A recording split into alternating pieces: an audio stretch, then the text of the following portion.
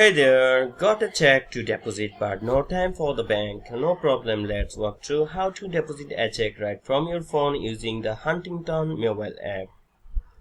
First, open the app, then log in with your credentials. Once you are in, tap on deposit to get started. Next, choose the account you want to deposit into, enter the amount and enter the amount on the check. Now take a clear photo of the front and back of your check. Don't forget to endoss the back side, sign it like you normally would. Now review everything. Then make sure it's all correct, then hit submit. And you will get a confirmation right away, and you can see your deposit history right in the app.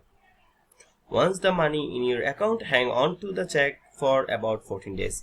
Just in case, after that, go ahead and destroy it. And that's it. Check deposited. No trip to the bank and you are back or to your.